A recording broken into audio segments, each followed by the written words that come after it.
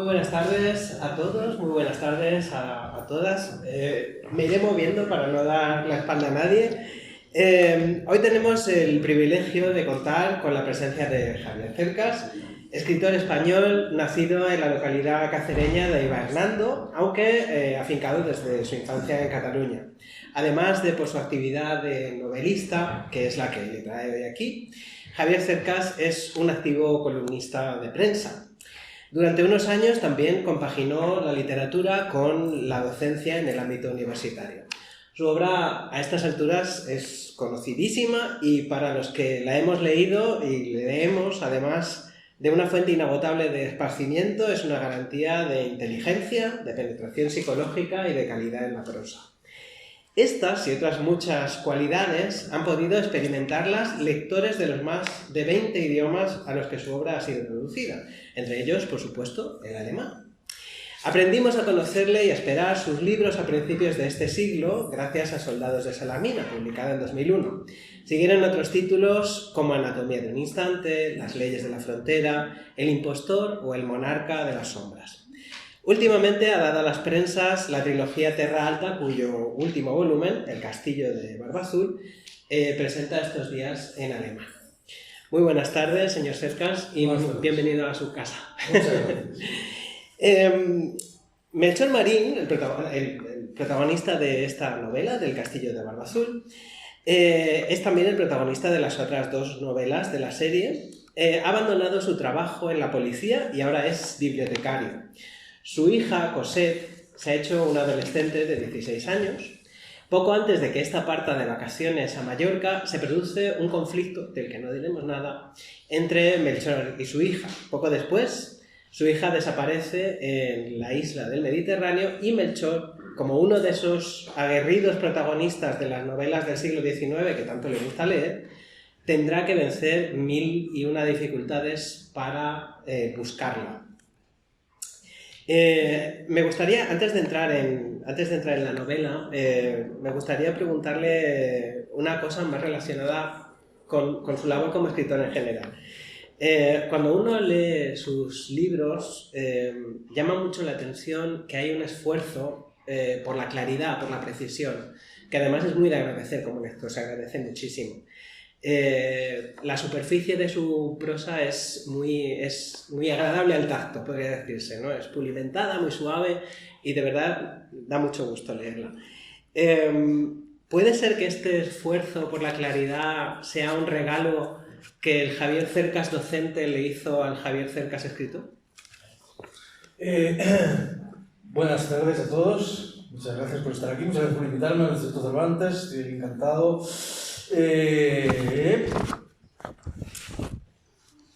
Hay un esfuerzo, sí. Es el profesor, no, es el escritor. Hay un lema latino que mis amigos latinistas me dicen que me inventé yo. Y que si lo pones en Google, resulta que soy yo, que eso lo he inventado. Pero es muy raro, porque eso no puede ser. Algún día lo soñaría o algo así. En realidad es un poco un compendio de otros lemas. Dice, vera ars velat artem. El arte verdadero oculta el artificio. La frase es muy bonita, es demasiado bonita para que sea mía. O sea, sobre todo la frase latina. Bueno, es decir, en mi caso, mi trabajo como escritor consiste en trabajar mucho para que no se note todo lo que he trabajado. Ese es mi desafío, ¿no? Yo busco precisamente una superficie totalmente transparente y que el lector sienta o piense que eso me ha salido casi espontáneamente, sí, a la primera. Y que eso... Yo, antes de ser escritor, quería ser, lo que hubiese querido ser de verdad es tenista. Pero Dios no me concedió el don de pasar bolas, aunque hice mis pinitos, ese es Dios.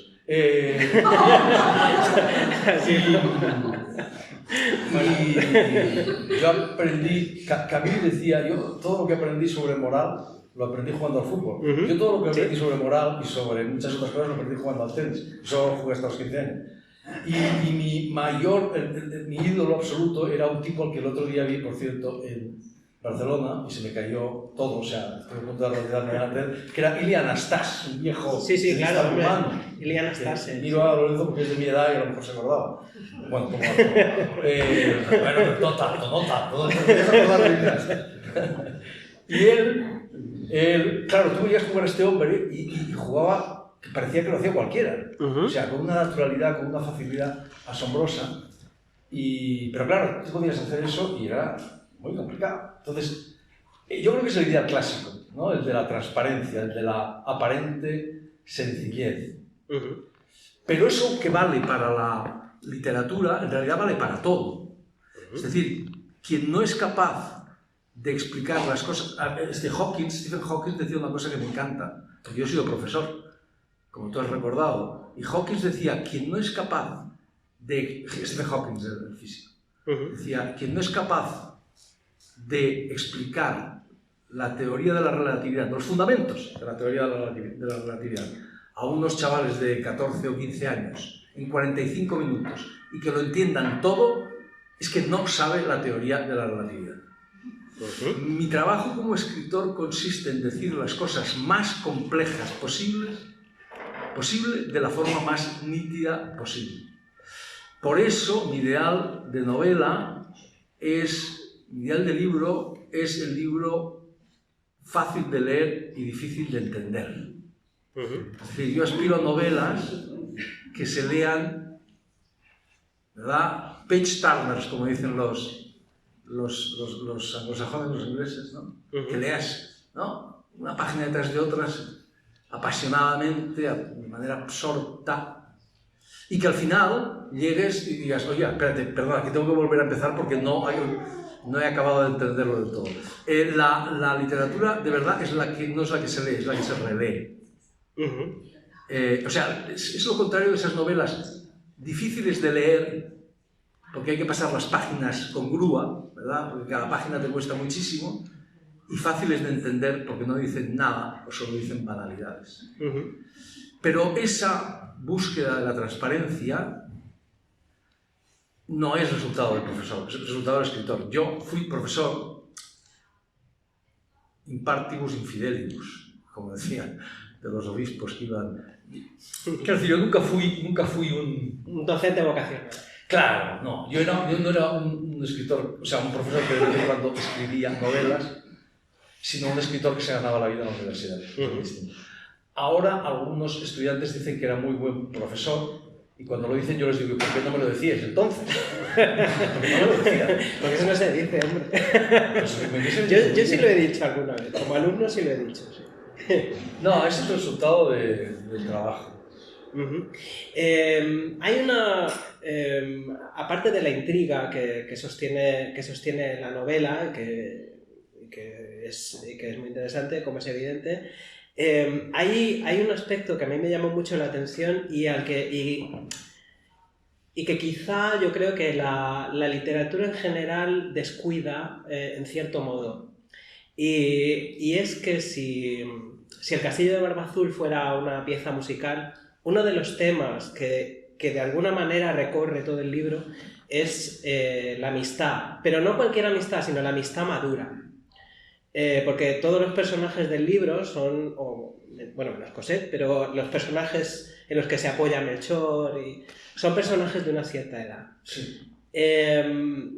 Y mi pregunta es, ¿cómo cree usted que la edad, o cómo crees tú, que la edad afecta a la amistad? Y hay otra, bueno, primero esta y luego otra relacionada con el tema. ¿Se hace más importante la amistad con el paso de los años? No creo que haya una respuesta general. No creo creo que cada persona es distinta, que en cada caso cada persona tiene su experiencia, su trayectoria. No creo que pueda darse, como en casi nada, una doctrina general. Pero tú tienes razón. En esta novela... A ver, para mí, para empezar, debería decir una cosa, es que esta novela es una novela autónoma, pero también forma parte... Pero forma parte de una novela mayor, digamos. Una novela mayor. Yo la llamaba una trilogía hasta que un librero francés me dijo, no, es un tríptico, y me gusta más la palabra tríptico, porque es verdad, son 3 novelas que son también una novela. Y así la concebí, y así, eso es lo que es. Y es verdad que en esta novela hay una solidaridad muy fuerte entre determinadas personas. Esas personas son, no solo, pero básicamente son policías. Yo conozco mucho menos la policía que mi amigo Lorenzo, pero sé, bueno, conoce mucho más, tiene trato con ellos, podría venir aquí y lo explicaría mucho mejor que yo. Pero sé que entre estas personas, como entre la gente que se juega la vida, o que corre riesgos reales, se establecen vínculos fuertes. Y entre estos personajes, esos vínculos son muy fuertes. En parte por eso, y en parte por otro motivo. Yo creo que esos vínculos que se establecen entre ellos son bastante excepcionales. Yo no creo que esa amistad que existe en la novela sea muy común. Tal vez entre gente que se juega la vida puede serlo más, pero aún así es bastante excepcional. Y creo que hay un factor que explica eso. Mira, yo a lo largo de las 3 novelas he ido, creo que el lector, me parece, porque a mí me ocurrió lo mismo, yo soy el primer lector de las 3 novelas, va descubriendo los temas, ¿no? Va descubriendo sobre todo también a los personajes y sobre todo al personaje principal, que para mí es el centro de todo, el punto a través del cual lo ves todo, aunque la novela esté contada en tercera persona, las 3 novelas estén contadas en tercera persona. Yo quise escribir esta novela para descubrir quién era ese personaje. Porque a mí se me apareció, literalmente un día, con una frase, ¡pam! Vi a este personaje, que se llama Melchor Marín, es un tipo lleno de... A mí se me pareció allí, así, lleno de furia, lleno de dolor, lleno de oscuridad, lleno de deseos de venganza, lleno de cosas malas. Así se me apareció, un chaval así, joven.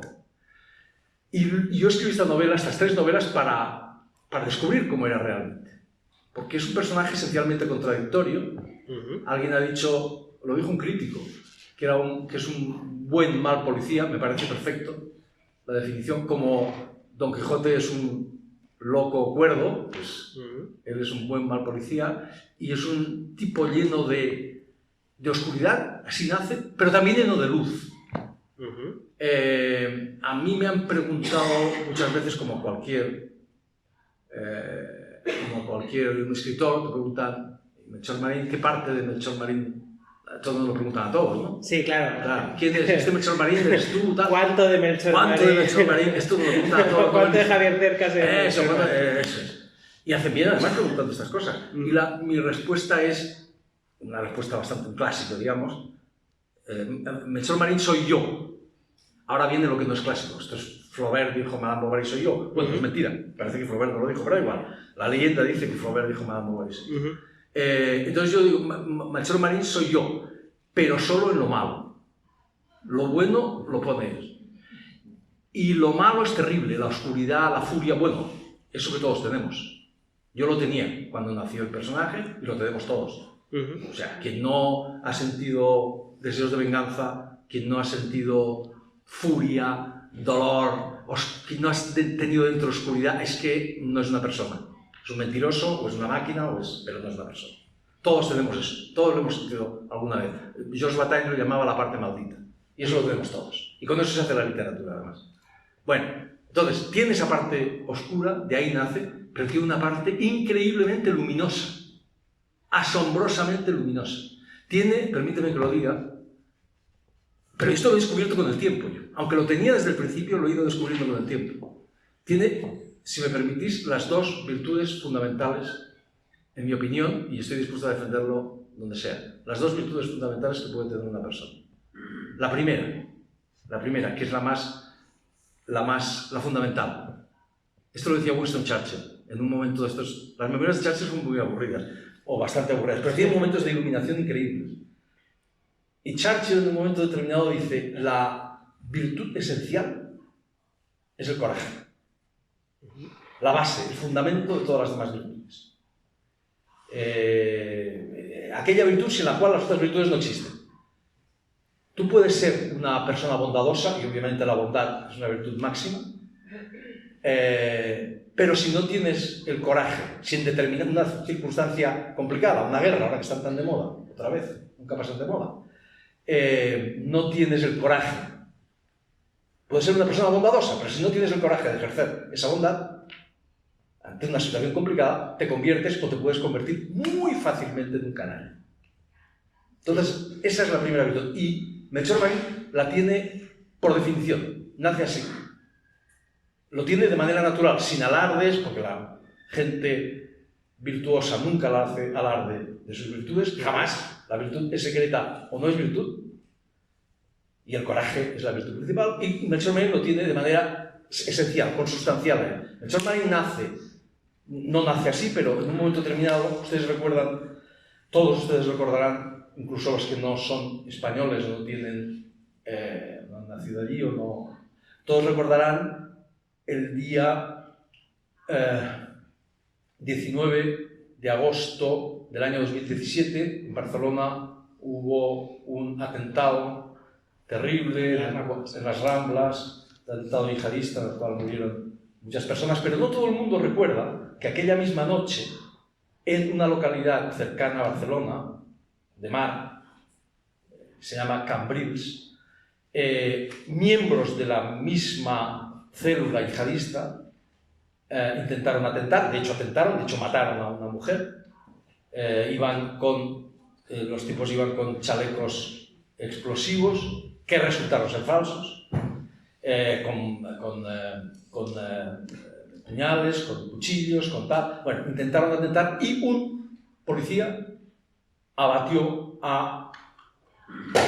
en segundos a 4 miembros de esa célula y obviamente, o sea, estamos hablando de en aquel momento eso ocurrió en el paseo marítimo de Cambrils, un día de verano, una noche de verano completamente abarrotado de gente.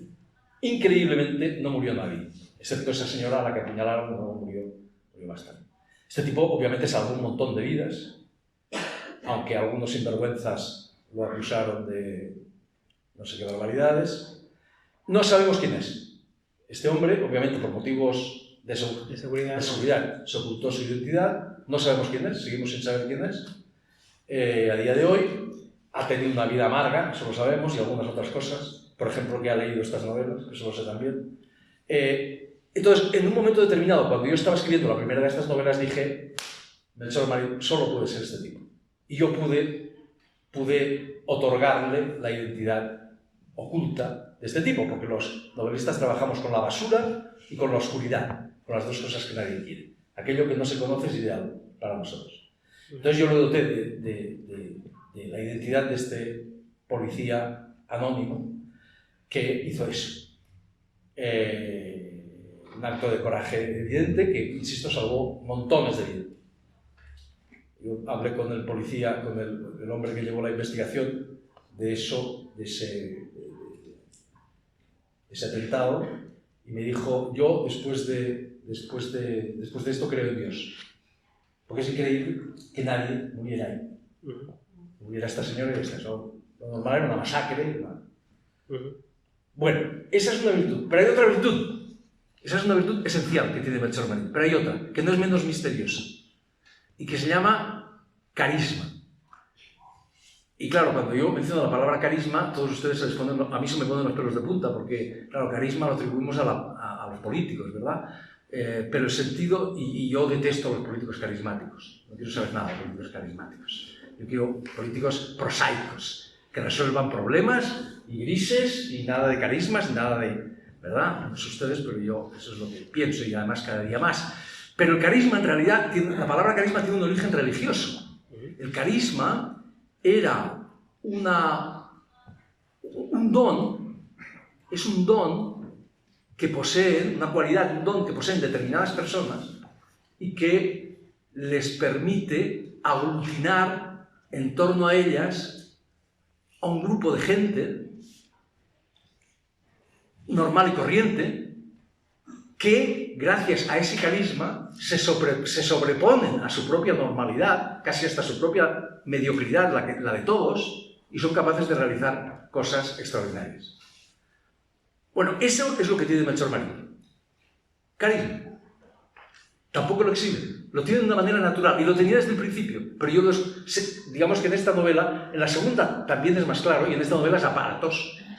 Tú hablas de amistad. Lo que yo veo es que, además de esa amistad, en parte, creo, provocada, no lo sé, por el hecho de que estamos hablando de personas que tienen que confiar en ellos porque se la juegan, además, este tipo tiene ese carisma, esa capacidad de arrastrar a gente a hacer algo totalmente, por decir la verdad, no vamos a revelar el final de esta novela, pero totalmente insensato, porque es totalmente insensato, inverosímil casi.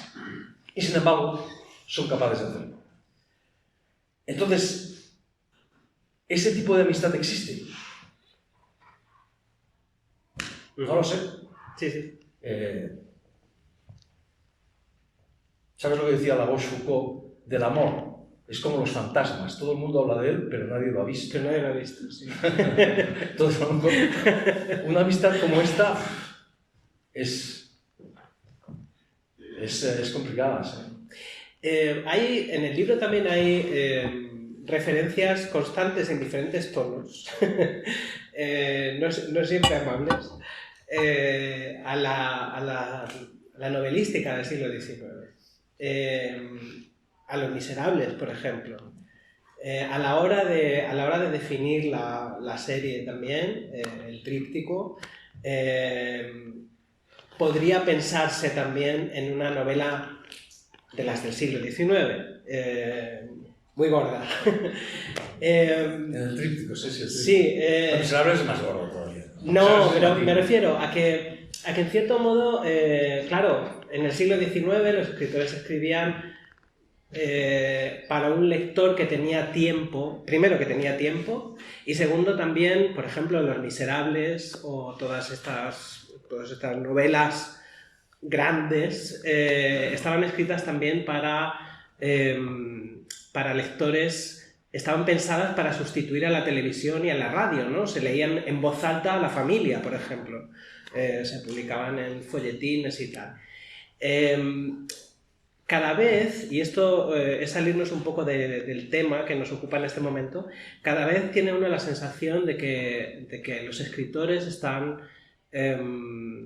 presionados a adoptar otros formatos que el del papel.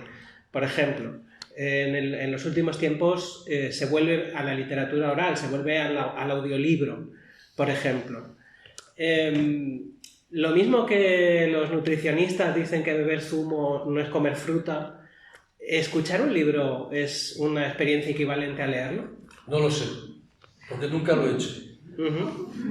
Pero sin embargo... Todos mis libros están en audiolibro. Incluso yo he leído, porque me lo pidieron, algún fragmento, creo que algún prólogo que había puesto. O sea, mis libros están en una colección, entonces todos ellos llevan, mis libros anteriores, es decir, todos llevan un prólogo. Que puse posteriormente, claro, puse años después de haberlo publicado. Y entonces en alguna ocasión, más de una ocasión, he leído yo el prólogo. Y te debo decir que es una cosa muy agotadora. Porque es un texto que no está pensado para ser leído, para ser declamado. Declamado. ¿No? Yo creo que todo buen texto se puede declamar.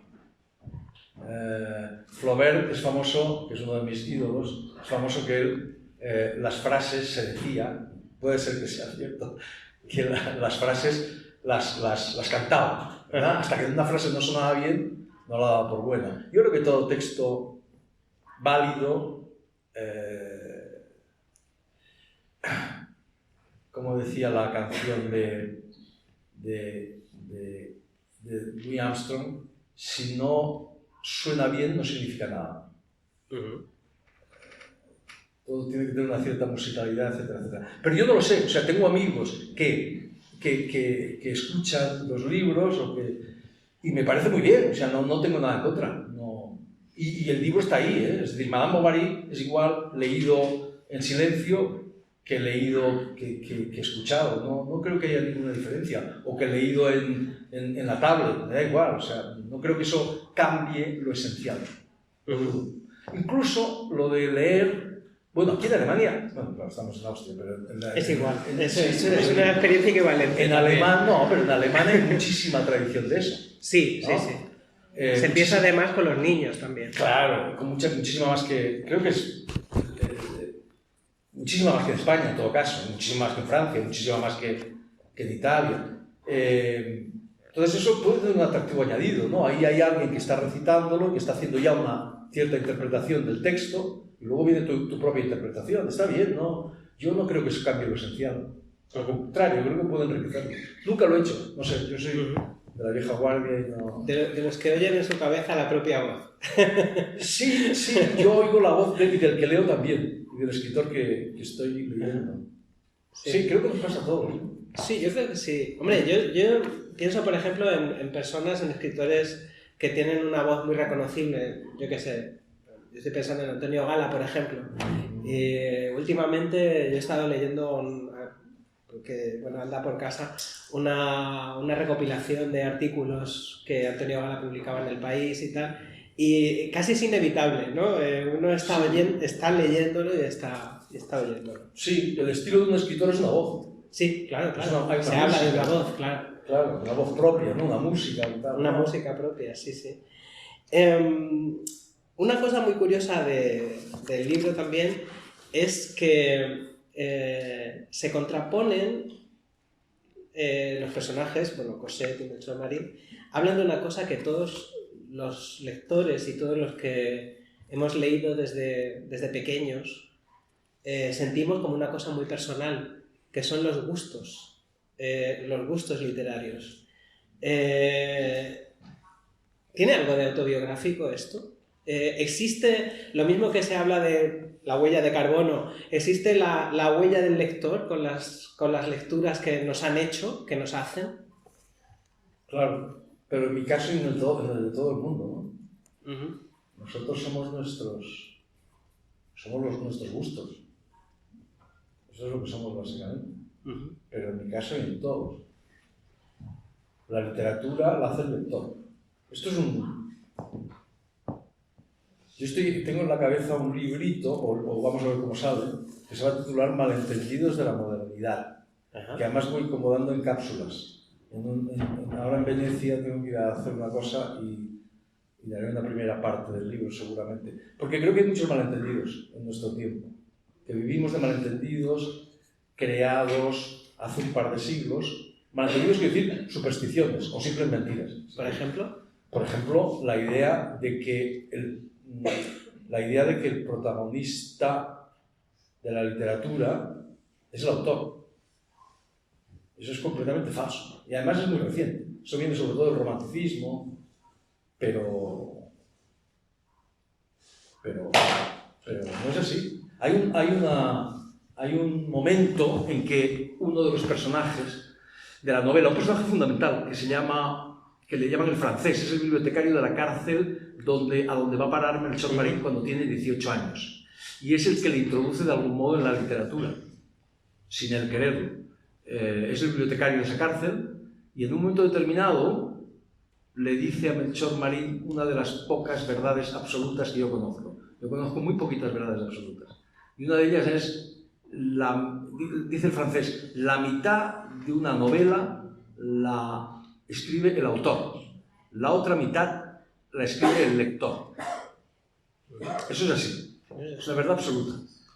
Una novela es una partitura y es el lector el que la interpreta. Y cada lector la interpreta a su manera. Y en eso consiste la magia, o grandísima parte de la magia de la literatura. El autor no es el protagonista de la literatura. El protagonista de la literatura es el lector, que es el que termina los libros. Y además, cada lector los termina a su manera. ¿Verdad? Un libro sin lectores es letra muerta. Es cuando un lector empieza a leer, cuando esa letra muerta cobra vida. Y además una vida nueva y distinta en cada caso. Uh-huh. Esto no quiere decir, ya igual hay un profesor por aquí y me está mirando mal a la vida, pero no por este motivo. Esto no quiere decir que todas las interpretaciones de un libro sean igualmente válidas, por supuesto. Georg Lichtenberg, un gran escritor alemán, del siglo XVIII decía un libro es como un espejo. Si un asno se mira en él, no puede aspirar a ver un profeta. Verá un asno, ¿verdad? El libro es un reflejo de lo que somos, ¿no? Pero es el lector el verdadero protagonista de los libros.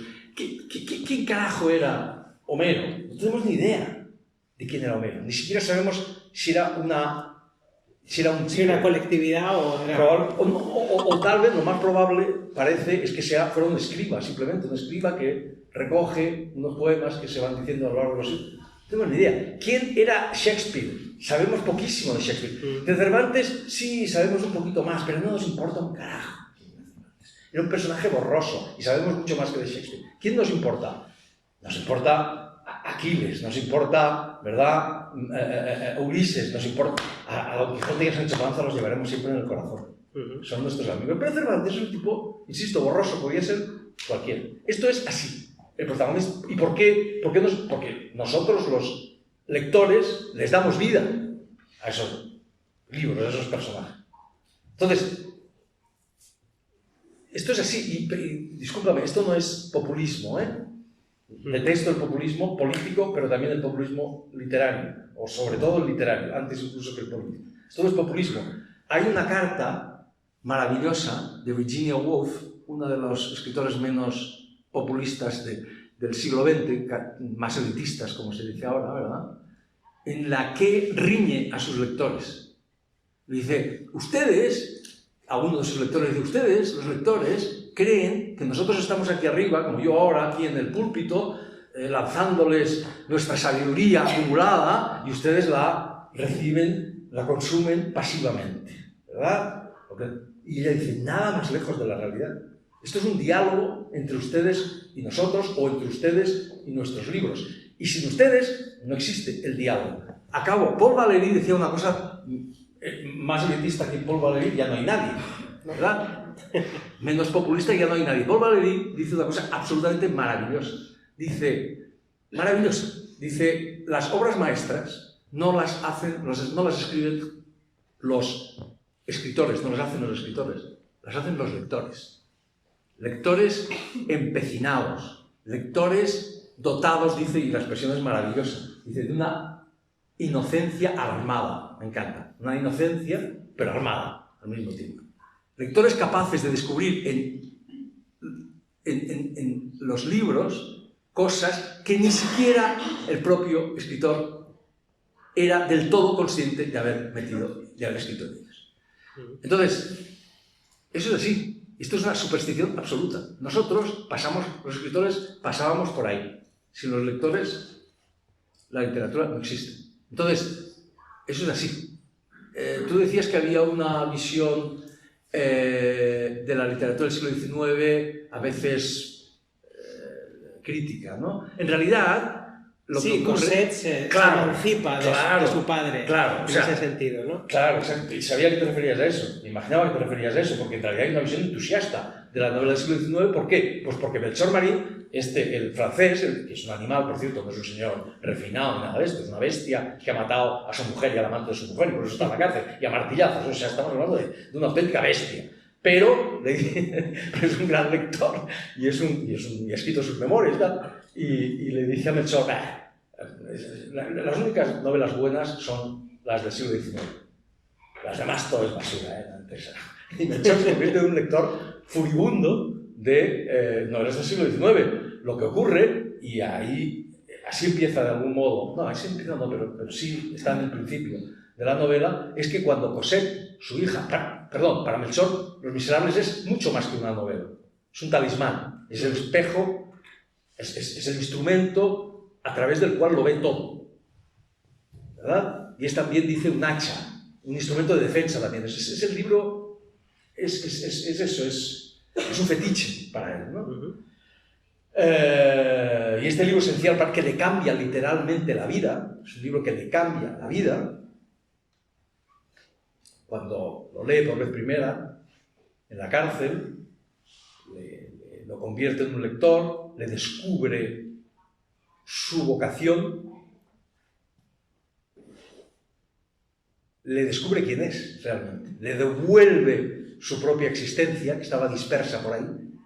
A partir de ese momento, Melchor Marín empieza a saber quién es realmente, ¿no? Le cambia la vida, que es lo que hacen los grandes libros con nosotros, ¿no? Le convierte en otra persona. Claro, este libro llega un momento en que él está... su hija también es una gran lectora, Cosette es una gran lectora, y llega un momento en que Cosette quiere leer Los Miserables. Esto ocurre al principio de la novela, si no recuerdo mal. Y Cosette quiere leer Los Miserables, y los dos lo leen juntos, y a Cosette no le gusta nada. Acaba diciendo, un poco largo, ¿no? Pero eso forma parte del conflicto esencial en la novela, que es el conflicto entre padres e hijos. Pero no, hay una visión completamente entusiasta de la novela del siglo XIX, que no es la mía, ¿eh? Muchas veces me han preguntado, bueno, no es la mía. O sea, para mí Los Miserables no significa ni muchísimo menos lo que significa para Melchor Marín. Yo, cuando entendí que era el libro de su vida, tuve que aprendérmelo de memoria. Para escribir estos libros he tenido que aprenderme Los Miserables de memoria. Son muchas páginas, ¿eh? Sí, sí, sí. Pero Melchor lo veía todo a través de Los Miserables. Lo entiende todo a través de Los Miserables. Pero para mí no es un libro... No ha sido un libro capital. Hay libros del siglo XIX muchísimo más... Muchísimo más estimulantes. Para mí Flaubert es un escritor mucho más importante que Hugo. Pero, bueno... pero para Cosette ese libro significa nada, significa muy poco. ¿Por qué? Pues porque tiene su propia visión, porque tiene su propio... Porque quizá al ser la lectura una experiencia personal, el placer no es transmisible. Es que la literatura es una experiencia personal. ¿Es eso o nada? Es decir, un gran libro puede no decirte nada y ya está, y no pasa nada, y no hay que... A mí hay grandes libros que no me han dicho nada en un determinado momento y que luego han sido decisivos para mí. En busca del tiempo perdido, que es más largo que Los Miserables, la gran novela de Proust, yo empecé a leerla, intenté leerla con 18 años, no me interesó nada. Claro. Un niño que su mamá que se desvela porque su mamá no le da el beso de buenas noches. Anda ya, hombre, déjame en paz. No quise saber nada de ese libro. Dije, bueno, se acabó. Y empecé a leerlo volví a leerlo cuando tenía 35 años y me pasé un año entero, porque necesitas un año entero para leerlo de manera obsesiva y ya... Y te das cuenta, por cierto, de que la inmensa mayoría de la gente no lo ha leído, ¿no? Eso lo descubrí cuando lo leí, efectivamente. Porque es como una novela policial. Hay que llegar al final para saber realmente de qué va ese libro. Bueno, da igual. Quiero decir que la literatura es una experiencia personal, ¿no? Solo es eso. Y también como experiencia personal, cada libro tiene su momento. Sí, eso es lo que exactamente lo que... Y a lo largo de la vida hay libros que tienen varios momentos, ¿no? Sí, pero esos solo son los mejores. Eso es el mismo. O sea, escritores que tú leas en un determinado momento y que sigas leyendo durante toda tu vida, de esos hay muy pocos. Yo tengo 2, no hay más. O sea, pero creo que esto es bastante común. O sea, hay escritores que en un determinado momento te apasionan, te resultan incluso muy útiles. Yo puedo mencionar alguno que en un determinado momento me volvió loco, me resultó utilísimo, me sirvió para ser escritor, siempre le estaré agradecido, y que en cambio hoy ya no leo y vamos, y se me cae de las manos si lo leo. Hay que ser egoísta como lector. En cambio, hay escritores, y de esos hay poquísimos, que los lees con 17 años, o con 16, o con 15, y con 18, y los sigues leyendo a los 60 y tantos, y te siguen pareciendo la bomba. Hay muy pocos de esos. Porque además te dicen, supongo que a los 18, te dicen cosas distintas que a los 60. Exacto, porque la literatura es un espejo. Entonces tú te miras ahí y ves... Tú te miras y ves otras cosas. Pero parece que esos son los mejores. Esos hay muy poquitos. En sus libros, en general, bueno, estoy pensando en Soldados de Salamina, en El Impostor, en Anatomía de un Instante. La historia ha estado muy presente. Digamos que la historia ha sido un instrumento manejado de una manera muy personal por usted. En los últimos tiempos, si volvemos a vueltas con el siglo XIX, coincidiendo con con el centenario de Galdós, uno ha tenido la sensación, también por la posición excéntrica en la que uno está, fuera de España, viviendo fuera de España y tal, que una cierta forma de contar la historia galdosiana se ha vuelto a poner de moda, ¿no? Una cierta... Ese didactismo que es parte de lo muy bueno de Galdós, y ese cierto afán moralizante que también está en Galdós también, como en muchos escritores pues, del siglo XIX, muchos escritores también laicos como Galdós, por ejemplo estoy pensando en el mundo de Amichis, por ejemplo, en otro registro, pero una cosa así, ¿no?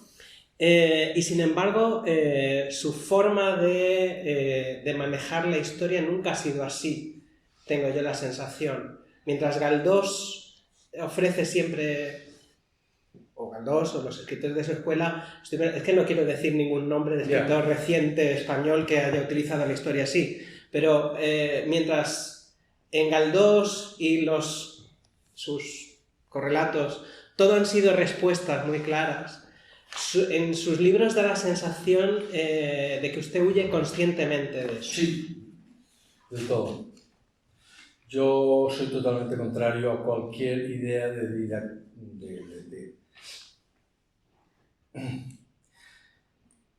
Yo creo que la literatura, esta es otra de las... sí, no soy un gran entusiasta de Galdós, por ahí una polémica. No soy un gran entusiasta de Galdós, no creo que esté a la altura de Flaubert, de Victor Hugo, que también incurría y eso es lo peor de Victor Hugo, en estas moralizaciones, este didactismo que tú mencionas. Yo soy totalmente contrario a eso. Yo creo, contrariamente a lo que otra de las supersticiones de nuestro tiempo, y esto cuando lo digo, los lectores comunes y corrientes, que son los buenos, es el common reader, como decía Virginia Woolf, se asombran. Pero uno de los dogmas de nuestro tiempo, como sabemos los escritores, pero esto, los lectores comunes y corrientes, insisto, que son los buenos, el lector de buena fe, como lo llamaba mi maestro Juan Ferrate, lo ignoran y a veces se sorprenden cuando lo decimos, pero es así, hay que decirlo. Uno de los dogmas de nuestro tiempo, una de las supersticiones de nuestro tiempo, una de las más arraigadas, es aquella que dice que la literatura no es útil. Que no es útil. La literatura es un, entretenimiento más o menos sofisticado, o un juego sofisticado, intelectual, pero no más útil, como dice un escritor cuyo nombre omitiré piadosamente, pero muy conocido, no más útil que la filatelia. Digamos, ¿no? Esto también surge como la idea del escritor, de que el escritor era el protagonista de la literatura. Esta surge un poquito más tarde, surge a finales del siglo XIX, y es fruto de declaraciones de algunos de nuestros héroes. Y cuando digo nuestros, digo de los escritores de nuestro tiempo, de nuestros héroes, de nuestros verdaderos héroes, de Flaubert, de Oscar Wilde. Oscar Wilde dice en el prólogo de el retrato de Dorian Gray, dice: todo arte es completamente inútil. Pero claro, esto no lo decía en serio. Esto es un sarcasmo, es una ironía. Pero si Flaubert entregó enterita su vida, y Flaubert entregó enterita su vida, esto era un sarcasmo, un ataque sarcástico contra los burgueses, contra el mezquino pragmatismo, el rastrero pragmatismo de la burguesía de su época, que pensaba que lo único útil era hacer pasta, hacer dinero, que lo demás era completamente inútil. Pero ¿cómo van a pensar esta gente que la literatura es? Pero ¿cómo va a ser inútil la literatura? Hoy lo decía, ¿qué es la literatura? Antes que nada esta tarde lo decía y lo he dicho muchas veces, antes que nada es un placer, como el sexo, ¿verdad? Pero también es una forma de conocimiento de uno mismo y de los demás, como el sexo. Por eso cuando alguien me dice que no le gusta leer, lo único que se me ocurre es darle el pésame o acompañarlo en el sentimiento. Es como alguien al que no le gusta el sexo, es una calamidad de persona. ¿Hay algo más útil que sexo? Si lo hay, no lo conozco. ¿Qué es la literatura? Es una forma de vivir más, de una manera más rica, más intensa y más compleja. Eso es la literatura. ¿Hay algo más útil que eso? No lo hay. Ahora bien, yo no lo conozco. Si alguien lo conoce, que me lo diga rápidamente o calle para siempre. Pero la literatura, la gran paradoja de la literatura es que es útil, es muy útil, es extraordinariamente útil, siempre y cuando no se proponga serlo. En cuanto se propone serlo, se convierte en propaganda o pedagogía. Y deja de ser literatura y deja de ser útil. Yo no soy quien, nosotros, los novelistas, no somos quien para decirle al lector lo que tiene que pensar. Y estos son los buenos, y estos son los malos, y esto hay que hacerlo bien, y esto está muy mal, no lo hagas porque está muy mal. Y estos no, que estos tenían razón. Nosotros los novelistas no somos quien para decirlo eso. Pero se hace de una manera sutil, ¿no? Pero eso sí. Pero de una manera, ahí está la clave. Ahí de una está manera la clave. sutil, implícita y no explícita. Es el lector el que tiene que deducir. Lo que nosotros damos es complejidad.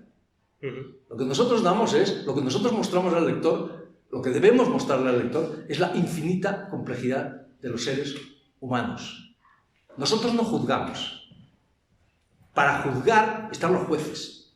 Nosotros entendemos, nos dedicamos a comprender. Y comprender, hay un dicho francés que dice «Tout comprendre, c'est tout pardonner». Comprenderlo todo es perdonarlo todo. ¡Mentira! No es verdad. No es verdad. Comprender es darnos los instrumentos para no repetir los mismos errores. Tú solo puedes combatir el mal si lo comprendes. ¿Verdad? A eso nos dedicamos los escritores, a comprender incluso, o sobre todo te diría, que el mal. Y por eso la literatura es útil. Pero no si se dedica a decirle, como por desgracia demasiado a menudo hace Galdós, demasiado a menudo, y en particular cuando habla de la historia, quiénes eran los buenos y quiénes eran los malos. Pues me refiero a los episodios nacionales. Los episodios nacionales. Quién está bien y quién está mal. Bueno, Galdós tenía este sentido pedagógico, era por otra parte una excelente persona, etcétera, etcétera, pero eso creo que es... No, creo no, estoy totalmente seguro. Y yo no quiero decirle a la gente lo que tiene que pensar sobre la guerra civil o sobre, al menos de manera directa, de manera... tú lo has dicho muy bien, la literatura es el reino de la complejidad, es el reino de la contradicción, de la ambigüedad. Eso es la novela.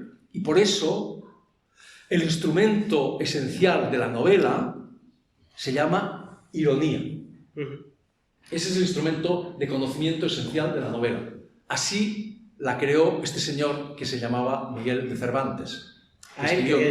No solo escribió la mejor novela que conocemos, que yo conozco, sino que además creó un género novelesco. Y el primer instrumento de conocimiento es la ironía. ¿Qué es la ironía? Muy rápido y muy sencillo. La ironía, bueno, esto la definió mejor que nadie Schlegel, August Wilhelm Schlegel en el siglo XIX. Muy a principios del siglo XIX. Decía, es la forma de la paradoja. No se puede definir mejor. La ironía es la forma de la paradoja. ¿Qué quiere decir eso? Muy sencillo. Don Quijote está loco de atar. Está como una cabra. No sé cómo traducirán esto en alemán. Está como una cabra, como una chota. Hay medios. Debería estar encerrado. No debería estar en la calle este señor. Debería estar encerrado en un psiquiátrico. Ahí es donde debería. Pero al mismo tiempo es el hombre más lúcido del mundo. Capaz de discurrir con la máxima lucidez acerca de los temas más complejos. La justicia, todo. Por supuesto, literatura, lo que quieras. Eso es la ironía, esa contradicción esencial. Esa contradicción, eso es la ironía. Don Quijote es un personaje ridículo, es un personaje cómico, la gente se ríe de él, con razón, hace estupideces, comete, pero al mismo tiempo es un personaje heroico, de una nobleza extrema. Es, como dice el verso maravilloso de Rubén Darío, el rey de los hidalgos, señor de los tristes. Eso es, las dos cosas a la vez. Y todo ese libro mágico, incomprensible, que no sabemos cómo escribió este tipo, funciona así. Todos los personajes, todo tiene dos caras. Y eso es lo que dice esencialmente la novela, que existen las verdades contradictorias, que los seres humanos somos capaces de lo mejor y de lo peor, ¿verdad? Es decir, las verdades de la novela, a diferencia de las verdades de la historia o a diferencia de las verdades de la ciencia, son verdades ambiguas, contradictorias, poliédricas, esencialmente irónicas. Y por eso la novela pone de los nervios a los fanáticos. Porque los fanáticos quieren las cosas claras. Esto sí, esto no. Y la novela es exactamente lo contrario, ¿verdad? La novela trabaja con los grises, con las ambigüedades, con las zonas de sombra, con las zonas grises, como las llamaba Primo Levi. Y ya no recuerdo por qué estoy diciendo esto, pero bueno. Porque estaba hablando, se me ha olvidado. Ah, no, claro, no, por lo de la pedagogía. No, yo soy totalmente contrario a eso. Creo que eso es además una falta de respeto por el lector. Es tratar al lector de tonto. Es decirle al lector lo que tiene que pensar. Yo soy quien para decirle al lector lo que tiene que pensar. Yo quiero que el lector colabore conmigo para escribir el mejor libro posible. Si su ayuda, como decía al principio, es imposible. Pero tú no puedes tratar al lector como un niño y decirle lo que tiene que pensar. Eso me parece que no lleva a ningún lado. La pedagogía está muy bien, pero para los niños y en su sitio, ¿verdad? Pero no en la novela. La novela es el género antipedagógico por excelencia. Yo estaba acordándome ahora, antes de abrir el coloquio a nuestros oyentes, estaba pensando, como comentario a esto, que quizá una novela es tanto más buena cuantas más interpretaciones admite. Sin la más mínima duda. Yo estaba pensando, por ejemplo, en una novela, en una historia que es aparentemente muy simple, que es Washington Square de Henry James. Sí. Que cuando uno la lee, yo la leí muy joven, con 15 años, y la he estado leyendo estos días otra vez, por enésima vez. Y cada vez pues piensa uno diferente de las relaciones entre los personajes, claro. y uno tiene incluso distinta visión a propósito de la bondad de sus motivaciones, ¿no? Sí. Exactamente eso.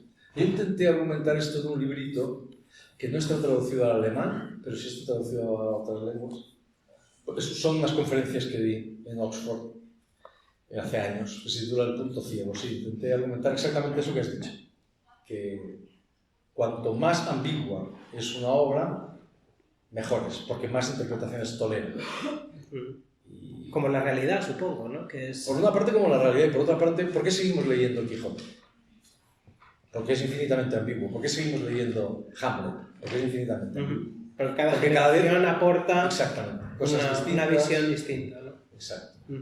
Entonces sí, creo que sí. Que es lo contrario de una novela cerrada, cuyo significado ya te lo da el autor. Estos son buenos, estos malos. Se acabó. Esa novela no admite más interpretaciones. No admite más, ¿no?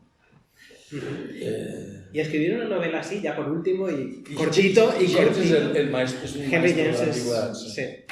¿Y escribir una novela así es una cuestión de suerte? ¿O es una cuestión de... uno trabaja para escribir una novela así y lo intenta, y lo intenta, y lo intenta... Tú intentas escribir pero como cualquier trabajo, tú intentas escribir la mejor novela. Cada vez la mejor. Y luego también hay que tener suerte, ¿no? Sí, hay que tener suerte. Yo, por ejemplo, creo que El Quijote es un milagro, creo que Cervantes tuvo suerte. Porque tú lees sus libros, sus demás libros, incluso el libro que escribió después, que es el Persiles. La gente habla bien de él porque no lo ha leído, que es un libro mediocre.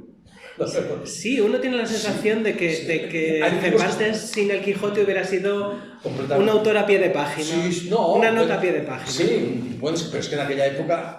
Claro, bueno, a ver, es que él vivía en la sobreabundancia. Exacto, había escritores extraordinarios. Ese humus. Y hay cosas buenas, las novelas ejemplares, no, cosas muy... Pero El Quijote es otra cosa.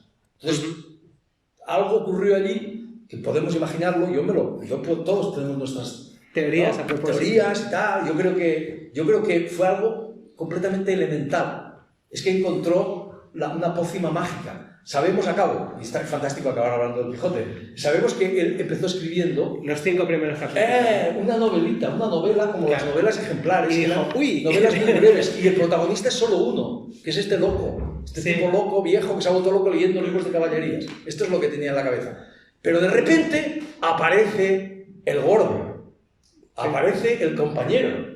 Que no aparece al principio, aparece en la segunda salida. Es uno que es gordo y bajito, y es lo contrario. Y ahí se produce una magia extraña. Y es que estos dos son dos mundos distintos, empiezan a hablar entre ellos, y ahí empieza otra cosa que yo creo que Cervantes... Yo creo que Cervantes no tenía entrada en la cabeza. No. En absoluto. Es un libro muy raro. No se parece a ningún otro libro de la época. Y por cierto, no es un libro para catedráticos de la Universidad de Viena. Es un libro para la gente común y corriente, para el common reader.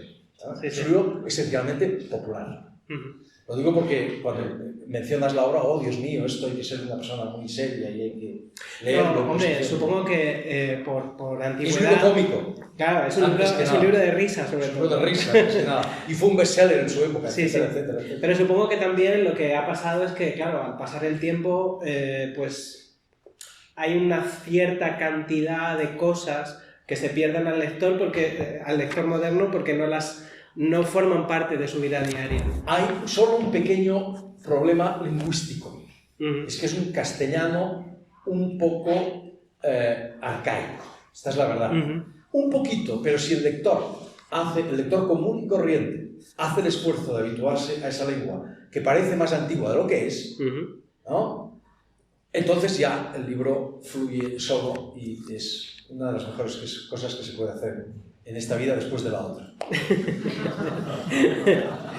Bueno, pues después de hablar de nuestro santo patrón, de Don Miguel, vamos a abrir este coloquio a nuestra numerosa audiencia. Pido, por favor, que somos muchos y naturalmente todos estaríamos escuchando a Javier Cercas toda la vida. Pido por favor brevedad en las preguntas, en lo posible, para que el coloquio sea lo más ágil posible. ¿Quién quiere abrir el fuego? Aprovecho para intervenir y rogarles amablemente que formulen solo la pregunta. Después tendrán posibilidad de interactuar con Cercas. Sí, claro, por supuesto. Una agradable copa de vino. Pero justamente para respetar los tiempos, para respetar el esfuerzo de la traductora, limitarnos solo a la pregunta. Muchas gracias. Bien. ¿Y quién será nuestro primer escueto preguntador o nuestra primera escueta preguntadora? Y si no vamos directamente al vino, ¿eh? Y si no vamos al vino. Que yo no bebo y... O al zumo de manzana también. Tenemos este señor. Muy buenas tardes. Gracias. Da ich Deutscher bin, darf ich meine Frage auf Deutsch stellen. Natürlich. Ja, klar. Also diese Diskussionen mit den Schriftstellern sind immer sehr faszinierend. Was mir als Deutscher auffällt ist, bei jeder Diskussion spielt Don Quixote eine mehr oder weniger große Rolle. Nun kommt aus Spanien ja auch der Don Juan. Aber Don Juan wird nie erwähnt. Den überlässt man offenbar als Don Giovanni den Italienern. Meine Frage ist, warum kommt Don Juan in all diesen Diskussionen so kurz? Warum vernachlässigt man Don Juan, der doch eigentlich eine ebenso großartige Figur ist wie Don Quixote? El caballero nos pregunta que, bueno, en todas estas discusiones, él dice que son siempre fascinantes, que en todas estas discusiones Don Quijote pues representa siempre un papel muy importante, tiene mucho espacio y tal, pero Don Juan, que es un mito hispánico de la misma dimensión, no se menciona nunca o se menciona muy poco. Y pregunta que ¿por qué? Porque el Quijote no es solo, como usted dice, un mito y universal, y que lo es, como Don Juan, es que además es el protagonista de la novela, de la primera novela moderna, la que determina por completo el género. Es decir, Cervantes crea la novela moderna, que es un género absolutamente decisivo para la modernidad. Esa es la gran diferencia. Es decir, la modernidad es, para mí, la ironía de Cervantes y la ciencia de Descartes. Eso es la modernidad. Cuando esas dos cosas se crean. Entonces, más allá de la importancia del mito, está la importancia del género. Un género que como tal no existía antes. Porque se habla de la novela griega, se habla de la novela de caballerías, son tipos de... pero las llamamos así nosotros. ¿Verdad? Después del Quijote. El Quijote inicia algo que tiene una importancia enorme como género literario. Como género literario, más allá del personaje. El personaje es extraordinario, es fascinante, es un mito. Tú vas por China... Arquetipo. Es un arquetipo, y ves a un tipo alto y ves a un tipo bajo y dices, ahí va, Don Quijote y Sancho Panza. ¿Verdad? Sí, es universal completamente en este sentido. Pero, más allá de eso, está el género. Por eso acabamos los novelistas siempre hablando de Don Quijote, del libro de Cervantes. Y mucho menos de Don Juan. Sí, como arquetipo y como mito y como... todo eso es fantástico. Pero quizá literariamente menos novedoso, ¿no? En su momento. Es que El Quijote es un libro completamente novedoso. No hay nada ni remotamente parecido antes. Y es un libro que tarda siglos en entenderse. Es decir, la revolución es tan grande y además encima tiene un éxito fenomenal, lo cual hace que su revolución quede como oculta. Es un éxito fenomenal, pero en España nadie entiende el Quijote, si me permitís decirlo así. Nadie lo entiende. ¿Quién empieza a entender el Quijote? 2 siglos después, en Inglaterra y un poco en Francia. Lawrence Sterne, Henry Fielding, que empiezan a escribir, y lo dicen ellos, a la manera de Cervantes en el Quijote. O Diderot, en un libro magistral que es Jacques Fataliste. Entonces empiezan a entender el libro. En España nadie lo entiende. No hay continuación. Una vez, justamente en estas conferencias en Oxford, una señora me hizo una pregunta maravillosa, que es, ¿cómo es posible que si este libro tuvo tanto éxito, nadie lo imitara? Es verdad, nadie lo imitó. Digamos, el Lazarillo de Tormes, que es un libro muy importante también en nuestra tradición, usted tal vez conoce, es un libro muy importante. Ese libro se imitó mucho, tuvo un gran éxito y se imitó mucho. Grandes imitaciones. Tuvo todo un género, creo. El Quijote no se imitó en absoluto, no, tardó 2 siglos en empezar a ser entendido. En España no sé si lo hemos entendido todavía, pero bueno. Entonces hay muchos factores que explican que los novelistas en particular y que todos apelemos mucho más al Quijote que a Don Juan.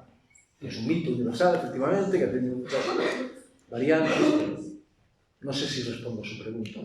Esta es mi opinión, tal vez estoy equivocado, ¿eh? Pero sí. Aquí es ein kleiner Satz. La idea era que pudiera participar más gente. Al final puedes seguir preguntando. Sie können später können Sie Herr Sarkas fragen.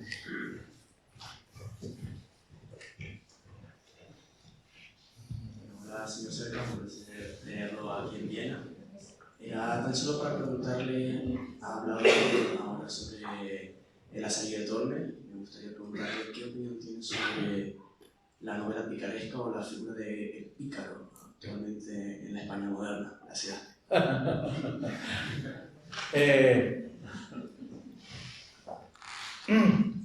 Yo creo que en España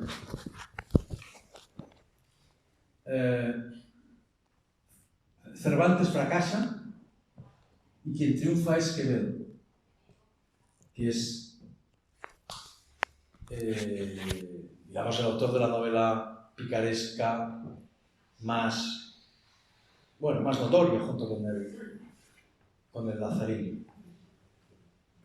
El último caballero español estaba loco. Quien triunfa es Quevedo y no Cervantes. Lo que triunfa es la visión del mundo de Quevedo, no la de Cervantes. Quevedo, que era un genio, mira a los seres humanos, como hace en general la picaresca, desde arriba.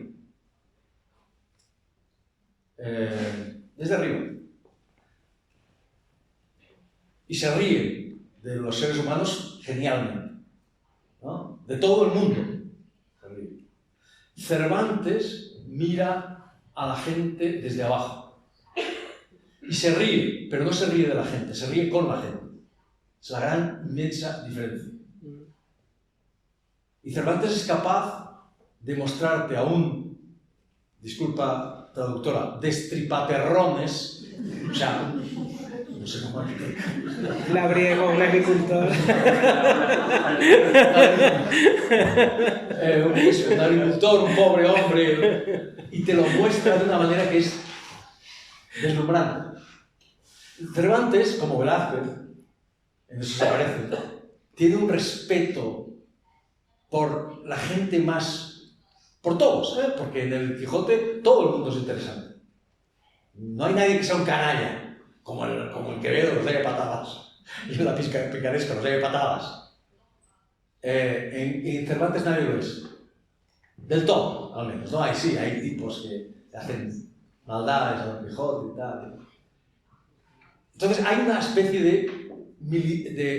de humildad militante en Cervantes que es maravillosa, es increíble. Este hombre que sufrió, que estuvo en la cárcel, años, en fin, era un fracasado, que tuvo una vida horrible. Y de muy viejo, de muy mayor, él murió con 68 años, ¿no? Pero en realidad es como si tuviese 88 años. Porque tener 68 años en aquella época era terrible. Y a esa edad conserva una especie de eso, de generosidad, de humildad, una humildad militante. En España, Cervantes no triunfa. Triunfa la picaresca, triunfa Quevedo, triunfa ese barroquismo que no llevará a ninguna parte. Insisto, Quevedo era un genio, absoluto, no hay ninguna duda de eso. Pero su literatura no lleva un callejón sin salida. Y detrás de esa literatura había una moral, había una visión del mundo, la del pícaro, o la del señor, la del aristócrata. Y Cervantes fracasa. Y en España, como dijo un crítico fantástico, un historiador, la novela se le escapa literalmente de las manos. Nos quedamos sin novela. Quienes crean la novela son los ingleses, que aprenden la lección de Cervantes. Sterne, Fielding, etcétera, etcétera, etcétera. Por eso, cuando yo voy a Inglaterra, siempre les digo, oiga, quédense ustedes el Peñón de Gibraltar, que no nos interesa nada, y devuélvanos la novela. Ojalá. El Peñón de Gibraltar, bueno, aquí no sabrán que es una cosa insignificante, ¿Dónde hay monos? Hay muchos monos. Hay muchos. Creo que la última y damos paso a las firmas. ¿Hay alguien más? Sí. Como ya se ha dicho, sus novelas se han traducido a varios idiomas. Querría saber, brevemente, cuál es su relación con sus traductores. ¿Se comunica usted con ellos? ¿Se dirigen a usted? ¿Le hacen consultas? Creo que son ya casi 40, pero bueno, a partir de la número 20 ya no sabes muy bien cuál. Creo que son casi 40, creo que son 39, una cosa así, si es que no son 40 lenguas, pero claro, ya son lenguas muy pequeñitas. Mi relación con mis traductores es buena. Bueno, una vez mi traductora al inglés me propuso tener una reunión en Cambridge con 25 de mis traductores durante 3 días. Y le dije que ni hablar. Eso es como estar con 25 psicoanalistas. Que nadie te lee mejor que un traductor. Hablo en serio. Nadie te lee mejor que un traductor. Te conoce a la perfección. Entonces, la relación que tengo, para acabar rápidamente, nunca leo traducciones, aunque conozca la lengua, nunca. ¿Por qué? No sé. Me perdería los nervios, no sé. No, me veo incapaz, ni siquiera al catalán, yo soy bilingüe. Tampoco he leído las traducciones al catalán. Bilingüe, bueno, prácticamente bilingüe. O sea, ninguna lengua, no las leo. Segundo, lo que hago es contestar sus respuestas, sus preguntas, lo mejor que sé. Hay algunos traductores con los que tengo mucha relación, pues porque me consultan o porque los conozco personalmente, por ejemplo, la traductora en inglés. Hace 20 años y hemos establecido una amistad, y etcétera, etcétera. Y nada más, yo me limito a contestar las preguntas que me hacen de la manera más exacta posible, Yo soy consciente, a veces dicen, y en Wikipedia dice que yo soy traductor, es mentira. He traducido algunas cosas por ahí, pero no. Ser traductor, yo sé que es una cosa muy difícil, es un trabajo muy complicado, mal pagado, especialmente en España, y extraordinariamente meritorio y fundamental para todos. Entonces yo te siento un respeto máximo por estas personas e intento ayudarles simplemente, si es fácil. ¿No? Y hay algunos a quienes no conozco, pero sí, a la mayoría sí los conozco. Y a veces hay historias increíbles con los traductores, que no voy a contar, pero luego te cuento. Sí, hay unas historias muy locas. Muy bien. Pues muchísimas gracias. Gracias. Ha sido una conversación agradabilísima y nada, pues nos vemos por aquí.